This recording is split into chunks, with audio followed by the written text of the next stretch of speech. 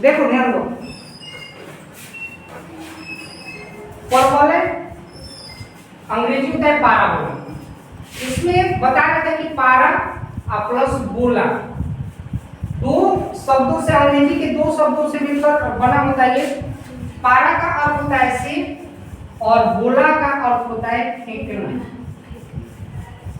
ठीक है, बोला का अर्थ होता है फेंकना। यदि जैसे किसी गेंद को, सपोज दैट मान लो कि किसी गेंद को हम यहाँ से, कोई बॉल है, इसको फेंका जा रहा है तो ये इस तरह से गिरता है, तो परवलय भी इसी तरह से होता है। अब ये जो है इस तरह से हो सकता है, ये अगर कोई एक्स हो, ये कोई एक्स हो तो इस तरह से हो सकता है या इस तरह से हो सकता है, ठीक है, इस तरह से हो सकता है या इस तरह से हो सकता है। इसके बारे में अभी हम बताएंगे।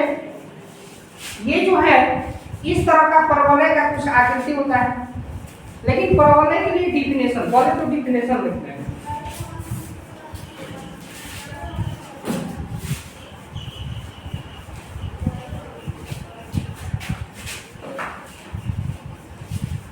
परवलय का डिफिनेशन जो है, डिफिनेशन जो होता है, करें कि एक परवलय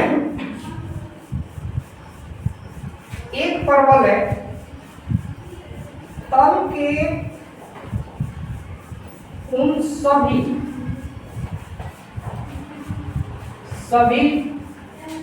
बिंदु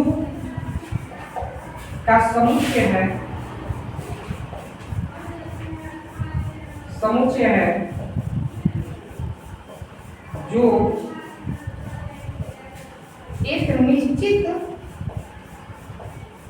एक निश्चित सरल रेखा और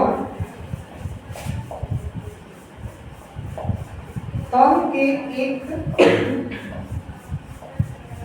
निश्चित बिंदु से समान दूरी पर है। ठीक है, क्या है डिफिनेशन?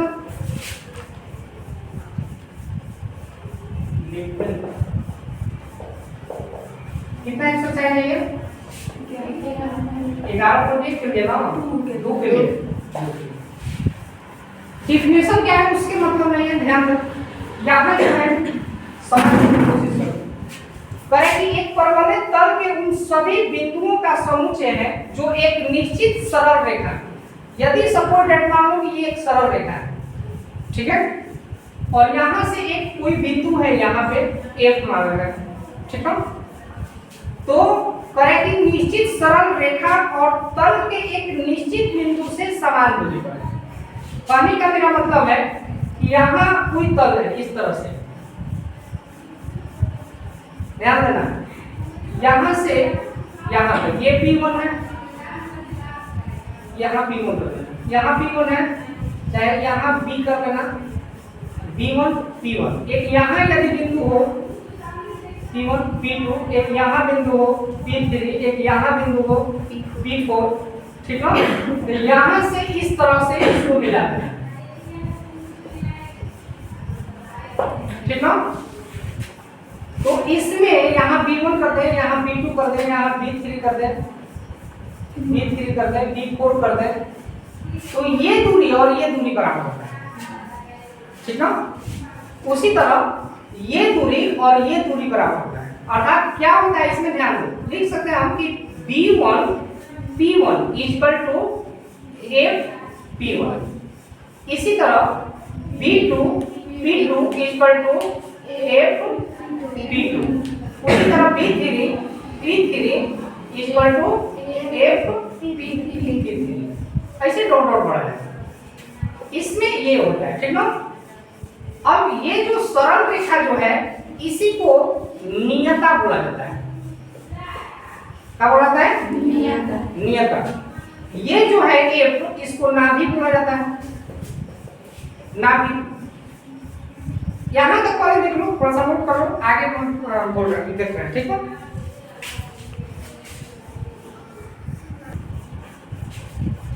ठीक है। तो देखो यहाँ पे इसको मिटाना है, यहाँ ले रहे हैं हम इस तरह से। तो मेरे पास है क्या, इस तरह से बना हुआ ये जो है एफ कर देना है, यहाँ जो है इसको क्या कर रहे हैं, नाभि, इसको नाभि बोले हुए हैं। यहाँ पे इस तरह से, यहाँ से इस तरह से, यहाँ से सीधा होना चाहिए, यहाँ से इस तरह से, ठीक है। ये जो है इसकी नाभि होता है, और इसको अभी बोला है कि नियता होता है। इसको ये एक जो रेखा है ना सरल रेखा, तो ये जो है नियता होता है। नियता अगर यहाँ से एक रेखा कर दें और इसको मूल बिंदु मान लें, ध्यान देना, इसको यदि मूल बिंदु मान लें, तो यहाँ मूल बिंदु से जितना नाभि की दूरी होता है, इसको अगर x, ये अक्ष है, ये अक्ष है, तो ये तो तुम लोग मालूम है ना कि अक्ष है, ये x अक्ष होता है, और ऊपर की ओर ये अगर खींच दे तो क्या होगा, y। तो ये इसको अक्ष बोला जाता है, मतलब परवलय का अक्ष। तो यहाँ परवलय का अक्ष जो होता है, ध्यान दो, यदि ये मूल बिंदु है, यदि ये मूल बिंदु है, तो इस तरह से यदि बना हुआ है, तो ये x अक्ष पे बना हुआ है। किस अक्ष पे बना हुआ है, x अक्ष पे। और x अक्ष पे जो है धनात्मक दिशा में, x अक्ष में धनात्मक दिशा में, यदि इसको इस तरह से करते हैं तो ये भी x ही अक्ष पे बना हुआ है, लेकिन ये ऋणात्मक दिशा में, ठीक है। तो ये चार हो सकता है, x अक्ष के धनात्मक दिशा, x अक्ष के ऋणात्मक दिशा हो सकता है, y अक्ष के धनात्मक दिशा और y अक्ष के ऋणात्मक। सभी के लिए जो है समीकरण होता है, अरे ऋणात्मक के लिए माइनस में हो जाएगा, ठीक है। यदि देखा जाए, यदि देखा जाए तो x अक्ष के लिए धनात्मक दिशा के लिए जो परवलय का समीकरण है, y = 4ax, ये समीकरण होता है, ठीक है। y² = 4ax, ये परवलय का समीकरण है x अक्ष की धनात्मक दिशा में, ठीक है। क्या कर रहे हो, y² = 4ax x अक्ष की धनात्मक दिशा होता है, ठीक है। इसको यदि हम कर दें कि y² = -4ax, तो ये जो है ये ऋणात्मक दिशा वाले के लिए है, ये ऋणात्मक दिशा वाले के लिए, ठीक है। छोड़ दो उसे, बैठने दो, बैठो वहां पे, बैठो वहां पे, हाँ वहीं पे बैठो। y² = 4ax प्लस क्या हो गया, धनात्मक दिशा के लिए, और ये ऋणात्मक दिशा के लिए। यदि यहाँ पे और ले रहे थोड़ा सा, यदि सपोज दैट मान लो कि ये y अक्ष पर हो, तो इसके लिए फॉर्मूला जो होता है x² = 4ay हो जाता है। इसमें और इसमें अंतर तो देख रहे हो ना, x अक्ष पर यदि हो तो यहाँ x का मान जो होता है मतलब 1 होता है, एक 1 किया जाता है कि x जो है घात x का घात कितना है 1 है, लेकिन y² है। इसी तरह यदि y अक्ष पर हो तो x² = 4ay होता है, और यदि ऋणात्मक दिशा में हो तो x = -4ay, ठीक है। तो ये क्लियर हुआ। एक और चीज यहाँ बता रहे, इसको बोला जाता है शीर्ष। यदि मूल बिंदु से जा रहा है तो ये इसको बोला जाता है शीर्ष, ठीक है। ये शीर्ष होता है और ये नियता होता है। तो शीर्ष से जितनी लंबाई, शीर्ष से नाभि तक की जितनी लंबाई होता है, उतना ही शीर्ष से नियता की दूरी होता है। ध्यान से सुनो क्या कर रहे हैं, शीर्ष से जितनी नाभि की दूरी होता है, उतना ही दूरी शीर्ष से नियता की होता है। एक और बात यहाँ पे, यदि नाभि धनात्मक है तो नियता ऋणात्मक होगा, ठीक है। नाभि यदि धनात्मक है, यहाँ सपोज दैट मान लो कि यहाँ से यहाँ तक की लंबाई हम a देते हैं, एक इकाई होगा। यहाँ से यहाँ तक ये बिंदु अगर ले लिए तो एक का मान जो हुआ कितना होगा, a और 0 होगा, क्योंकि x अक्ष पर y का मान क्या होता है, 0 होता है। तो यहाँ से यहाँ a ले लिया गया। तो यदि हम पूछ दें कि यहाँ से नियता की दूरी कितना होगा, दूरी तो माइनस में कभी होगा, दूरी कभी माइनस में होगा नहीं, दूरी नहीं कहेंगे उसको, नियता का मान जो होता है यह एक तरह से x बराबर में -1 की स्थिति पर होगा। नियता किस स्थिति पर होगा, तो स्थिति नियता की स्थिति जो है वो कहाँ होगा, यहाँ जो होगा x बराबर में, यहाँ ये नियता कर दें, नियता और नियता की स्थिति पूछ दे तो ये क्या हो जाएगा कि -a0। यहाँ भी तो y का मान 0 होगा, इस बिंदु का अगर निर्देशांक पूछो तो क्या होगा, -a0। ठीक है, तो यहाँ क्या क्या इसमें मालूम हुआ, ये जो है नाभि हो गया, इसको क्या बोलते हैं, नाभि, इसको बोलते हैं नियता। ये जो है शीर्ष है, इसको ये जो है क्या है, इसको शीर्ष बोलते हैं। और ये जो है नाभि की निर्देशांक, ये हो जाएगा नियता की निर्देशांक, नियता की स्थिति। और इसमें x अक्ष के लिए समीकरण, x अक्ष के लिए धनात्मक के लिए समीकरण एक जगह जाकर लिख देना। x अक्ष के लिए हो जाएगा के लिए कि y² बराबर में 4ax, और नहीं तो y² -4ax। ठीक है ना। और y अक्ष के लिए क्या होगा, y अक्ष के लिए हो जाएगा होगा कि x² 4ay, और नहीं तो x² -4ay। ये होता है ऋणात्मक दिशा के लिए और ये होता है धनात्मक दिशा के लिए। एनी डाउट कहीं, यहाँ तक कोई प्रॉब्लम? ठीक है, तो देखो थोड़ा सा ले लो स्क्रीन पर, आगे चलो सुनना। इसके बाद यहाँ देखो सवाल है कि ये तो सारा हम क्वेश्चन समीकरण लिखवा दिए थे, तो ये तो डायरेक्टली लिखा है ना, लेकिन होता है आगे कैसे होता है, सिर्फ तो करना नहीं होगा, कुछ भी पढ़ा देंगे तो नहीं पढ़ सकते। यहाँ से देखो हम किसी एक समीकरण को सिद्ध कर रहे हैं इसमें, इधर देखो सभी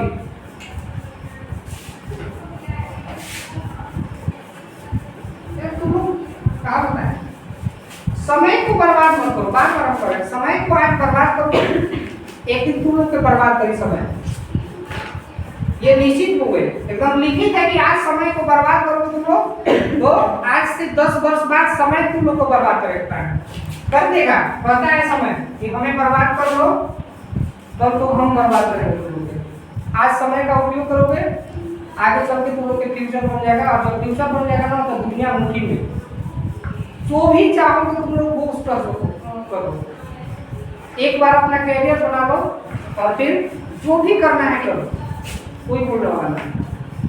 कितना ही तुम लोग MSc कर जाओ, कितना ही कर जाओ, मैथ की कितना ही जानकारी है, यदि सक्सेस वही व्यक्ति है जो जिसके पास जो है पूंजी वित्ती है, जॉब है, ठीक है। कितना ही बड़ा व्यक्ति है, यदि उसके पास जॉब नहीं है तो गया, उसका कुछ वैल्यू नहीं, आज के डेट में कुछ वैल्यू नहीं। तो ऐसा करो, पढ़ाई करो ऐसा कि कम से कम ज्ञान हो, और ज्ञान होगा तो जॉब होगा।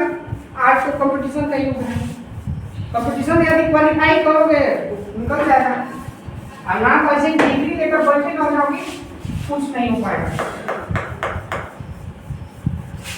बहुत जरूरी है सक्सेस होना। यदि कोई व्यक्ति सक्सेस नहीं है, वो कहीं तक नहीं, पापा मम्मी भाई बहन कोई कुछ ना होता है, बता दें, पापा भी नहीं करेंगे। आज है ना 15 से 20 वर्ष तक ठीक है, कर रहे हैं 20 वर्ष के बाद नहीं बाबू इधर बैठो, चलो बड़ी मार मारोगे, वहां बैठो। 15 से 20 वर्ष तक सभी लोग जो भी है सभी लोग करेंगे, इसके बाद कोई नहीं पूछेगा, नहीं मम्मी पूछेंगी, नहीं पापा पूछेंगे, नहीं भाई पूछेगा, नहीं बहन पूछेगा। 20 वर्ष बहुत आइटम कर रहे हैं, 15-16 वर्ष, 17 साढ़े 17 वर्ष के बाद कोई नहीं पूछने वाला है कि कहाँ जाओगे, कहाँ क्या करोगे। और यदि अपने अकाउंट में पैसा नहीं है तो कोई कुछ नहीं करेगा। ठीक है, आज के लोग बहुत अच्छा राय दे रहे हैं, इसलिए इसको इसी करो। अक्सर लड़कों की शादी करीब करीब 24 से 28 वर्ष के बीच में हो जाता है। 30 वर्ष मांग रहे हैं हम यहाँ पे, अक्सर घर के परिवार कर देंगे इस बीच में। तो लड़का को चाहिए कि इस बीच में कम से कम अकाउंट में 15 से 20 लाख रुपया तो रखिए ले, ठीक है, तब जीवन अच्छा से बीतेगा। और लड़कियों के लिए तुम भी बता रहे, लड़कियों के लिए भी केवल ये पढ़ाई करके डिग्री लेके हासिल करके कुछ ना हो, ठीक है। सभी स्टूडेंट हो, चाहे गर्ल्स स्टूडेंट हो चाहे बॉयज स्टूडेंट हो, सभी के लिए सफलता जरूरी है, ठीक है, नहीं तो कुछ कोई ना। अगर लड़की के लिए बार बार हम कहते हैं, कोई लड़की जॉब कर रही है, उसका शादी भी हो जाएगा, ससुराल पक्ष से बहुत माना होगा, ठीक है। यहाँ तक कि सास खाना बना के देंगे, पानी वाले दें, भी यही है, हाँ भाई फोटो आए लड़की सब ये भी करते हैं। तो थोड़ा सा ऐसा कर लो कि अपना आत्मनिर्भर बनो। 200 रुपया काम में तो पापा से मांगोगे, 2000 रुपया का काम में 2000 20,000 के काम में 10 पापा से मांग लो। अभी भी दे रहे हैं और पढ़ाई करने के बाद भी देंगे, नहीं ना देंगे, ठीक है। और जिससे यदि शादी हो रहा है, इसको हल्का मत करना, जिससे यदि शादी हो रहा है ना, वो भी कुछ नहीं करने वाला है। यदि तुम लोग के पास पैसा है, अच्छा है, तो भी मैं मदद करेगा ना, तो कहेगा कि तू घर पे रहो, हम घर रहेंगे, ठीक है। तो देखना इसको, वो कुछ नहीं बोले।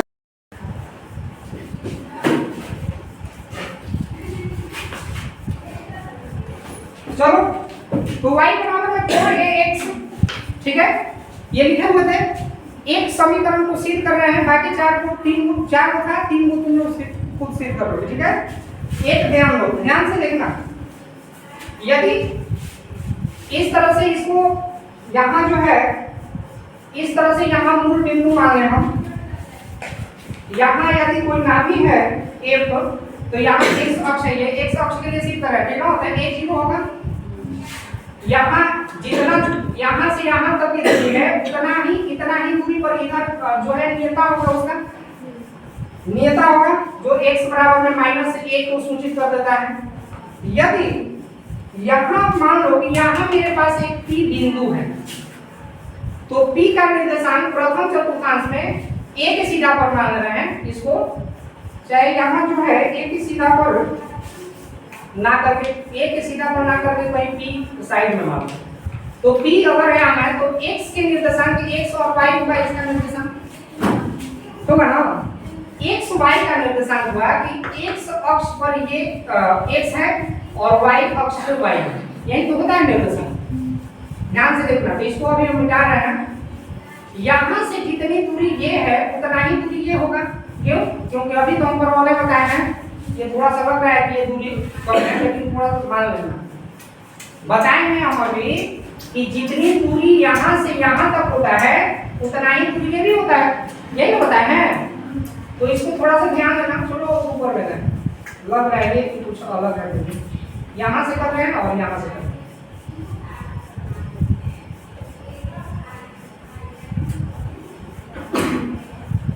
ठीक है। यहाँ P ले रहे हैं x y, और यहाँ जो होगा, अगर पूछ दें ये y अक्ष है, ये क्या है, y अक्ष है, ये x अक्ष है, तो पूछ दें कि इस बिंदु का निर्देशांक कितना होगा,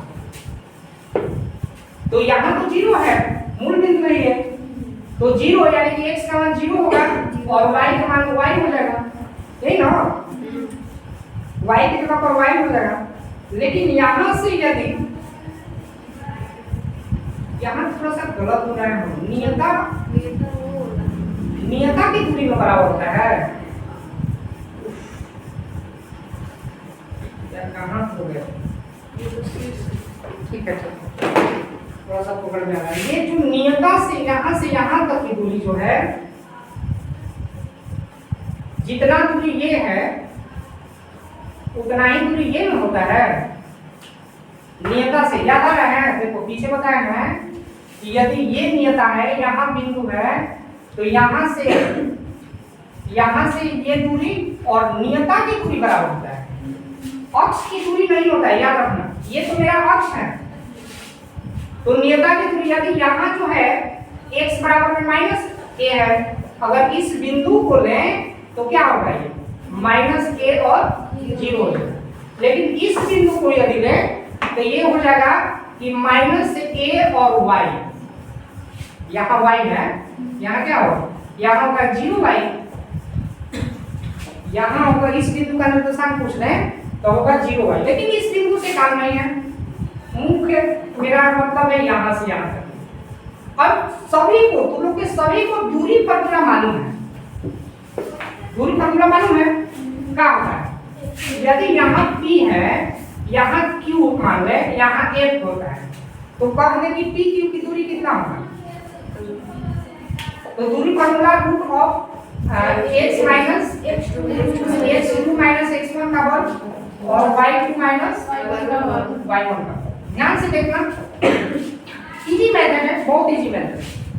यदि इसको हम x मान लें, ठीक है, x2 का मान कुछ भी मान सकते हैं, x मान लें और माइनस, तो यहाँ माइनस से यानी प्लस a का वर्ग हो जाए, और फिर प्लस इसको यदि y मान लें तो y माइनस y का वर्ग, तो ये क्या होगा, ये तो 0 हो जाएगा, खत्म। तो ये क्या होगा कि x प्लस a का वर्ग, इसको इक्वेशन 1 लेना। फिर यदि हम यहाँ pf की दूरी बताते हैं, pf की दूरी पूछे तो क्या होगा, रूट ऑफ यहाँ a माइनस x चाहे x माइनस a का वर्ग होगा ना, x माइनस a का वर्ग और फिर प्लस y माइनस 0 का वर्ग। तो यहाँ इसके अनुसार pf इक्वल टू, यहाँ जो है इसको इतना लिख सकते हैं हम कि x माइनस a का वर्ग और प्लस y स्क्वायर, ठीक है। अब तुम लोग को मालूम है कि यहाँ से ये दूरी और ये दूरी बराबर होता है, अभी बताना है। इसका मतलब हुआ कि pf बराबर में pq होगा ना, pf और pq बराबर होगा। तो जब इतना कर दो, pf का मान कर दो कि x माइनस a का वर्ग प्लस y स्क्वायर, ध्यान से देखना यहीं पे आएगा पूरा पे, और x प्लस a का वर्ग, यही ना है। अब रूट से रूट गया, क्या बचा कि x माइनस a का वर्ग plus y square equal to x plus a का वर्ग। अब ये फार्मूला को तोड़ लो इसको, तो कितना हो जाएगा कि x square minus 2xa plus a square, और ये हो जाएगा y स्क्वायर होगा ना, और यहाँ हो जाएगा कि x square plus 2xa plus a square. ध्यान से देखो, यहाँ भी प्लस है, यहाँ भी प्लस है, तो इधर आके माइनस हो जाएगा, तो यहीं पे कट जाएगा ये x भी यहाँ इधर आके क्या होगा, माइनस होगा, तो यहीं पे ये कट जाएगा। बचा कितना, माइनस 2xa, और इधर आके ये क्या होगा, चाहे छोड़ो इसको, y स्क्वायर यहीं पे हो जाएगा और 2xa होगा, और यहाँ ये माइनस है तो उधर जाएगा प्लस हो जाएगा कि 2xa, तो y स्क्वायर बराबर में 2 और 2 4xa, या y स्क्वायर बराबर में 4ax। यही था ना, यही था ना, क्लियर हुआ। इस तरह से ऋणात्मक वाला भी बनाया जा सकता है और धनात्मक, ये धनात्मक वाला एक सेट कर दिया और x अक्ष के लिए सेट किए हुए। तुम लोग का काम है ना कि y अक्ष के लिए वो धनात्मक या ऋणात्मक कोई भी सेट कर लेना, ठीक है। एनी डाउट करिए। तो यहाँ तक तुम लोग के ये बेसिक था, बेसिक रूप था पढ़वाने का। यहाँ से क्लास शुरू होगा एक्सरसाइज 11.2 जो है 11th क्लास के जो चैप्टर है, ये पूर्ण रूप से इसी फार्मूला पर बेस्ड है, जो कि बताएंगे अगले दिन से, नेक्स्ट डे से, ठीक है। एनी डाउट नहीं, चलो।